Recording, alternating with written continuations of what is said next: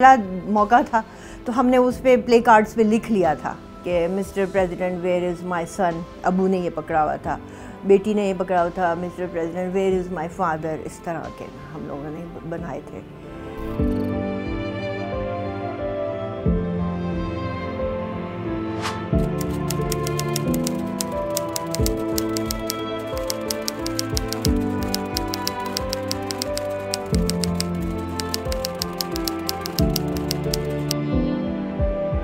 30 جولائی کا واقعہ ہے. سیٹرڈے کا دن تھا اور 2005.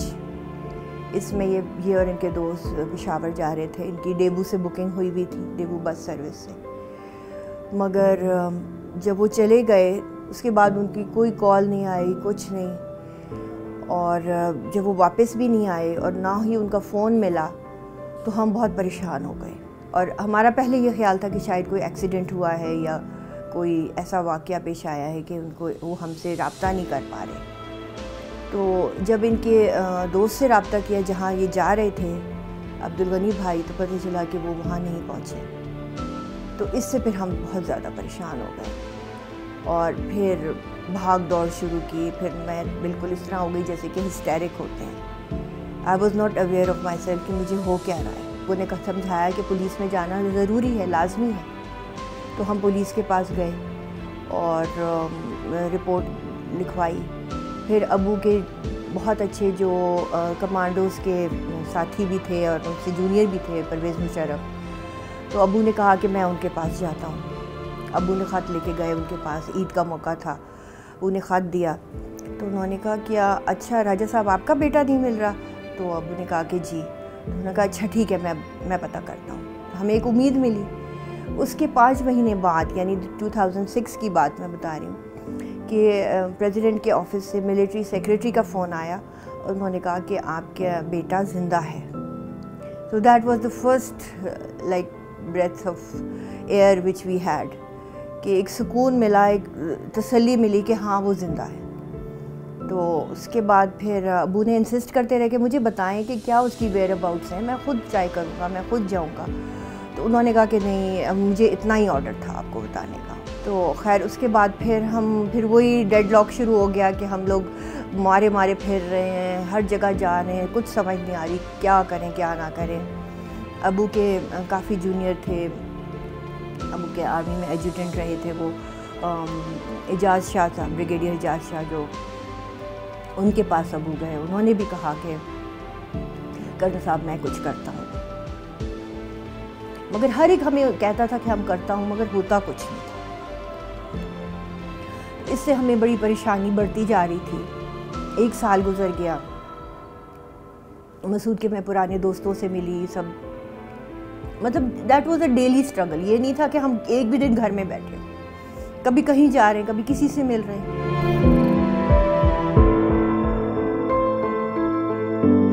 جب میں سپریم کورٹ گئی پہلی دفعہ تو میڈیا کے کچھ لوگوں نے کہا کہ آپ پروٹیسٹ کریں. اب مجھے اس وقت کوئی, I was a house wife, I had no idea کہ پروٹیسٹ ہوتی کیا ہے اور کس طرح سے یہ مطلب مطالبہ کرنا ہوتا ہے, نعرے لگانے ہوتے ہیں, یا مطلب how to capture the attention of the powerful people. بہرحال پھر جب سٹارٹ کیا ہم نے, سب سے پہلی پروٹیسٹ ہماری ہوئی تھی 4 سپٹمبر کو, اور یہ 2006 تھا. اس میں میری پوری فیملی تھی, بچے تھے, ابو تھے, اور ہم لوگوں نے بینرز, ہم نے کیونکہ ظاہر پہلا موقع تھا تو ہم نے اس پہ پلے کارڈز پہ لکھ لیا تھا کہ مسٹر پریزیڈنٹ ویئر از مائی سن. ابو نے یہ پکڑا ہوا تھا, بیٹی نے یہ پکڑا ہوا تھا, mister president where is my father. اس طرح کے ہم لوگوں نے بنائے تھے. میڈیا نے بہت زیادہ اس کو کیپچر کیا. تو اس کے بعد سے پھر ہم لوگوں نے اس کو ایک روٹین بنا لیا.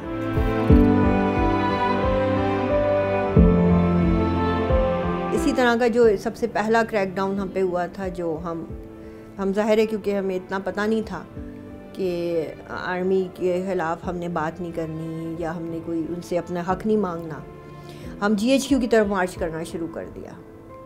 تو یہ 28 دسمبر 2006 کی بات ہے, اور اس میں ہم 100 فیملیز تھیں, 100 families of the disappeared. تو جیسے ہی ہم نے ایک قدم فلیش مین ہوٹل سے ایک قدم ہی آگے لیا تھا تو ہم کو چاروں طرف سے کوئی بلیک یونیفارم، کوئی بلو یونیفارم، کوئی وائٹ شلوار قمیض والے لوگوں نے گھیر لیا اور ہمارے اوپر مطلب کریک ڈاؤن شروع کر دیا، لاٹھی سے پٹائی شروع کر دی. میرے بچوں کو میرے سامنے مارا گیا، عورتوں کو سب کو گھیر کے ایک بس میں بٹھا کے میرے علاوہ سب کو پتہ نہیں کوئی انڈسکلوز لوکیشن کی طرف روانہ کر دیا بس میں. اور وہ جگہ جو تھی فلیش مین کے سامنے، جو ایک کارنر سا بنتا ہے، اس طرف ایک چرچ ہے مال روڈ راولپنڈی میں، وہ ایک بیٹل گراؤنڈ تھا. اور I was trying my level best کہ میں اپنے بچوں کو چھڑاؤں، اور مجھے پکڑا ہوا تھا، مجھے نہیں چھوڑ رہے تھے. میری بیٹی رو رہی ہے، ہاتھ جوڑ رہی ہے. She was very young, she was I think 9 years old or so. شی فینٹڈ یوں کر کے. وہ بولتی نہیں تھی مگر اس نے ہاتھ جوڑ کے اس نے کہا آپ کو میں اللہ کا واسطہ دیتی ہوں، میں آپ کو رسول کا واسطہ دیتی ہوں، میرے بھائیوں کو چھوڑ دیں، کہ آپ میرے ابو کو بھی لے گئے، میرے بھائیوں کو چھوڑ دیں. تو بٹ یہ کہ اس کے بعد میرے بیٹے کو انہوں نے کوئی پولیس اسٹیشن لے گئے تھے، وہ اس وقت 15 سال کا تھا. اور پھر میرے فادر ان لا کو جب پتہ چلا تو وہ گئے اور انہوں نے مطلب اس کو واپس لے کر آئے اور انہوں نے ان کو بہت سنائی. انہوں نے کہا that is how you deal with the families of the disappeared, جن کے باپ کو آپ نے لاپتہ کیا ہوا ہے، ان کے بچوں کے ساتھ آپ یہ سلوک کرتے ہیں. I was fed up with every thing, with life even. تو میں بس لیٹ گئی. میں بیٹھ بھی نہیں رہی تھی، میں بس لیٹی ہوئی تھی بستر پہ اور رو رہی تھی. تو پھر میرے بیٹے نے مجھے کہا کہ امی آپ کو اپنا بھول گیا اپنا وعدہ، کہ آپ نے کیا کہا تھا کہ ابو کے لیے آپ مر جائیں گی مگر آپ اسٹرگل کریں گی. اس نے کہا آپ نے کہا نہیں تھا کہ آپ سب کے لیے ایفرٹ کریں گی. تو پھر اس نے مطلب مجھے بہت انکریج کیا. اس نے کہا اٹھیں آپ اس طرح نہیں لیٹ سکتی، you have like so much on your plate, آپ نے اتنے لوگوں کے لیے کچھ کرنے کا وعدے کیے ہیں.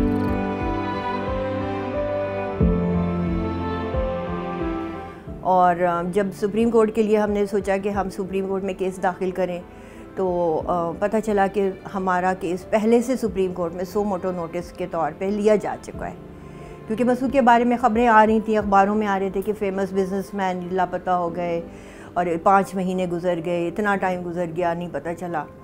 تو ایک ثقلین مہدی ایک جرنلسٹ تھے، انہوں نے چیف جسٹس کو خط لکھا اور انہوں نے اپنی خبر کی کلپنگ بھی ساتھ بھیجی اور انہوں نے کہا کہ اگر اتنے ایلیٹ بزنس مین کا کچھ پتہ نہیں چلے گا پاکستان میں تو باقی عام شہریوں کا کیا بنے گا. تو اس کے اوپر پھر سو موٹو نوٹس ہو گیا تھا.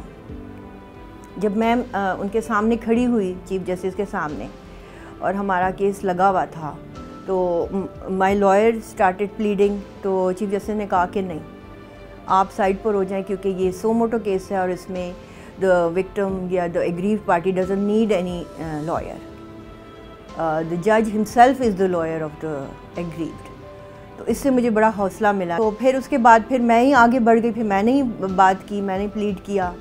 اور وہ دن اور آج کا دن کہ سپریم کورٹ میں میں نے ہی پلیڈ کیا ہے تمام مسنگ پرسنس کے لیے، اور 749 کیسز میں نے سپریم کورٹ میں داخل کیے. دنوں میں 2006 میں جب یہ کیس سٹارٹ ہوا تو سپریم کورٹ میں مجھے ایسے فیملیز ملیں جو کہ وہ بھی ان کے پیارے لاپتہ تھے. تو یہ 5 فیملیز نے ہم نے کیمپ لگا لیا سپریم کورٹ کے باہر. مطلب وہ ایسی جگہ تھی کہ وہ سپریم کورٹ کے بھی سامنے تھی اور پارلیمنٹ کے بھی سامنے تھی. اور ڈیلی بیسس پہ 3 مہینے ہم لوگوں نے ایوری ڈے وہاں پر بیٹھے رہے بچوں کو لے کے. فرسٹ 3 months میں یعنی by the and of December 2006 there were 43 families. This issue was taken up by the Supreme Judiciary. اور سپریم جوڈیشری نے نہ صرف اس کو لیا بلکہ اس کی بڑی ایگریسولی اس کی ہیئرنگ سٹارٹ ہوئی. اور کچھ جب سب سے پہلا ایک بندہ رہا ہوا علی شیر تو I was so excited and I was crying and I was like ہنس بھی رہی تھی، میں رو بھی رہی تھی. تو اس طرح پھر ہم نے اس سے آہستہ آہستہ اسے منایا کہ تم بتاؤ کہ اندر کیا ہوا، کہ کیا لوگ تھے. تو اس نے مجھے کافی سارے نام بتائے اور ان ناموں کی بیس پہ میں نے اس کا ایفیڈیوٹ سپریم کورٹ میں داخل کیا. تو دیٹ واز این انویژن کہ اتنے سارے لوگ اندر ہیں.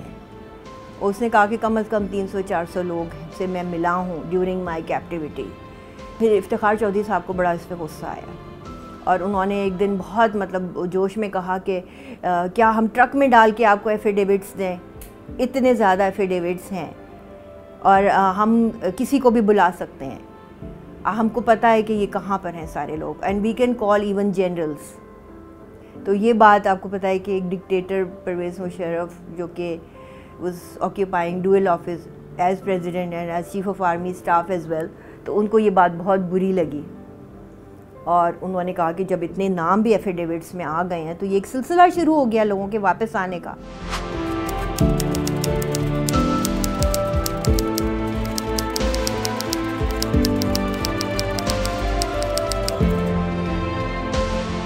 ڈاکٹر عمران منیر جو کہ ڈول نیشنل تھا ملیشیا اور پاکستان کا, اور اس کو بھی جب وہ ڈیٹینشن میں رہا تھا اور وہ 2006 میں وہ اپیئر ہوا تھا, باہر آیا تھا, اس کی ایک 10 پیجز کی اسٹیٹمنٹ مجھے کسی لائر کے ذریعے سے ملی, اور انہوں نے بتایا کہ یہ دیکھو اس میں مسعود جنجوعہ کا نام ہے, اور اس بندے نے تمہارے شوہر کو دیکھا ہے ڈیٹینشن میں, اور 3 لوگوں کو بھی دیکھا ہے, مگر اس نے اس کا نام پرٹیکولرلی مینشن کیا ہے. تو یہ مجھے ایک دم سے مطلب میں اتنی ایکسائٹڈ ہو گئی, مجھے لگا کہ جیسے مسعود واپس آ گئے.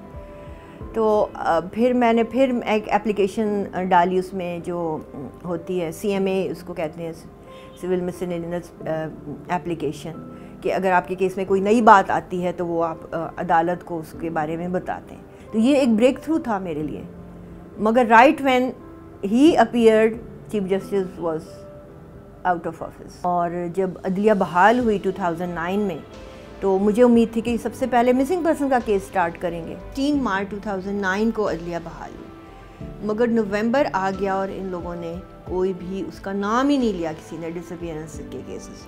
تو ایک دن میں بالکل ڈیسپریٹ ہو کر 1 نومبر کو میں چھوٹا سا ایک اگلو ٹینٹ ہے میرے پاس, جو کہ ہم کیمپنگ میں اور سیر سپاٹے میں یوز کرتے تھے, تو میں وہ لے کر گئی وہاں پر, اور وہاں پہ میں نے سوچ لیا کہ میں اب یہاں سے واپس نہیں جاؤں گی. It was all happening in the 10 to 13 days. پھر مجھے رجسٹرار نے بلایا اور انہوں نے کہا کہ جی آپ کا کیس صبح لگ رہا ہے, تو آپ یہ کیمپ کو آپ کال آف کر لیں. تو پھر ہم لوگوں نے یہ کہ پھر ہم گھر چلے گئے اس کے بعد, اور پھر کیسز ہمارے سٹارٹ ہو گئے. مگر مجھے لگا کہ جیسے کہ یہ وہ عدلیہ نہیں ہے اب.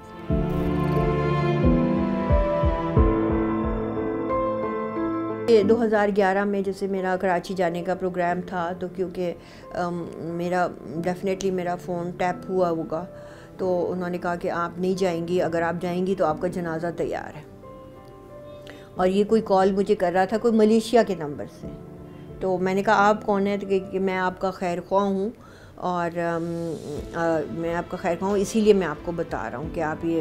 میں نے کہا کیوں, میرا قصور کیا ہے کہ میرا جنازہ تیار ہے؟ تو انہوں نے کہا آپ کی حرکتوں کی وجہ سے. پھر مجھے کچھ CDs وغیرہ بھی ان لوگوں نے بھیجے, جو کہ جس میں کہ دھمکیاں تھیں, اور خط بھی ایک آیا میرے پاس نا, 2 دفعہ مجھے اس طرح کا خط بھی موصول ہوا, جس میں گندی سی رائٹنگ میں لکھا ہوا, اور پھر ہم یہ بھی کر سکتے ہیں, ہم وہ بھی کر سکتے ہیں, مطلب بہت بری باتیں اس میں لکھی ہوئی تھیں. تو بہرحال مگر یہ کہ اس سے میں بہت سہم گئی, اور بہت عرصہ, مگر یہ کہ میں نے ایک دن بھی اپنی اسٹرگل نہیں چھوڑی.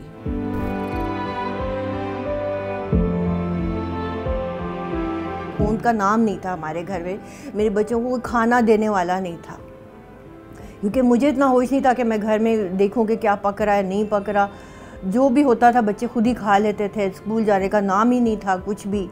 It was like absolute crisis in my home. میری امی مجھے کہتی تھیں کہ تم اپنے بچوں کی فکر کرو, تم نکل جاتی ہو اور تمہیں یہ نہیں پتہ تمہارے 3 بچے ہیں کہ ان کو کوئی کھانا دینے والا بھی نہیں ہوتا. تو پھر میں انہیں کہتی تھی کہ وہ اللہ کے حوالے, کہ میں اگر لوگوں کے لیے ان کی دکھ دور کرنے کے لیے گھر سے نکلوں گی تو مجھے یقین ہے میرے بچوں کو اللہ تعالیٰ بہت اچھی ان کی تعلیم و تربیت کرے گا.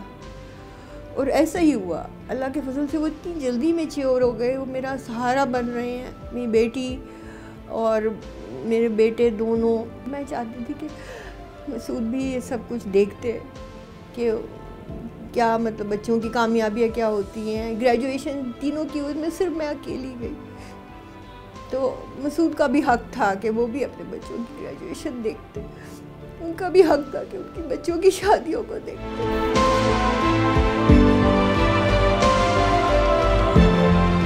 بیسکلی ایک آرٹسٹ ہوں. پینٹنگز بنانی میرا یہی زیادہ میرا انٹرسٹ تھا.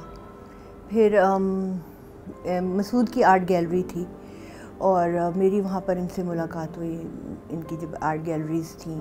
پھر اس کے بعد پھر کافی دفعہ یہ آرٹ کے سلسلے میں ہی ہمارے گھر آئے اور پھر پتہ چلا کہ یہ ہمارے فیملی فرینڈز کے فرینڈز ہیں. اور پھر ان کی امی ہمارے گھر آئیں ان کا رشتہ لے کے, تو ہمارے پیرنٹس ور ویری ہیپی, میں بھی بہت خوش تھی.